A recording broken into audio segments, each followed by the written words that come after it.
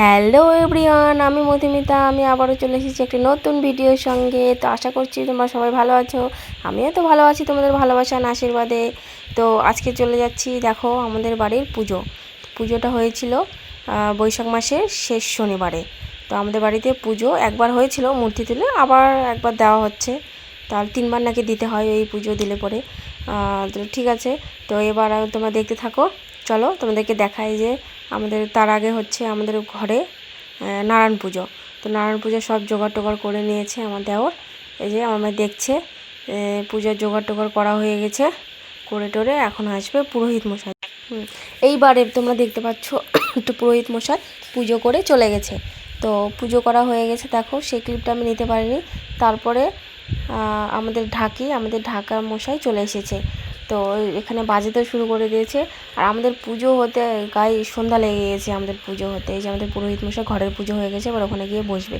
আর আমাদের পুজোটা হতে এমন দেরি হয়ে গেছে, আর কি আর বলবো কেন দেরি হয়ে গেছে, তোমাদের সাথে শেয়ার করি সেই ঘটনাটা।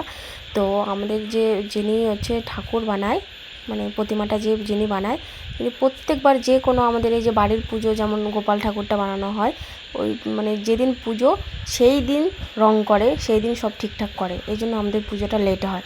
আবার এই শনি মহারাজের পুজো, ও তোমাদের তো বলাই হয়নি আমাদের বাড়িতে কী পুজো। আমাদের বাড়িতে হচ্ছে শনি মহারাজের পুজো। তো এই তো এই পুজোটা ওরকম মানে বলা হয়েছে অনেক আগে থেকেই, ফোন করেও বলা হয়েছিল যে তাড়াতাড়ি যেন করা হয়, প্রতিমাটা যেন রেডি থাকে। তো তাও করেনি।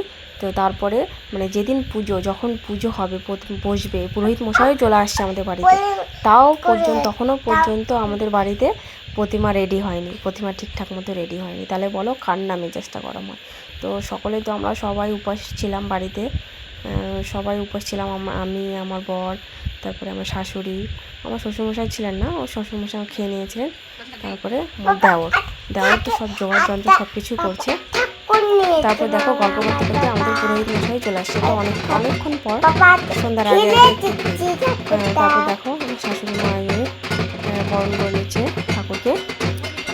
ঠাকুরটি কেমন হয়েছে তোমরা সবাই একটু জানাও। ভালো হয়েছে না? খুব সুন্দর লাগছে দেখতে। এই যে মালাটা আমি করেছি, আমার হাতের মালা।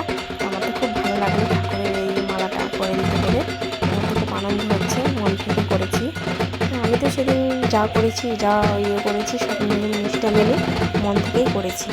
আমি জানি না ঠাকুর কি করবে। ঠাকুর যেন সব কিছু ভালো রাখে, সবাইকে ভালো রাখে, সবার মনের আশা পূর্ণ করে। আর যেন আসছে বছর আবার যেন দিতে পারি আমরা এরকম পুজো। তোমরা সবাই দেখো পুজোটা কেমন হচ্ছে।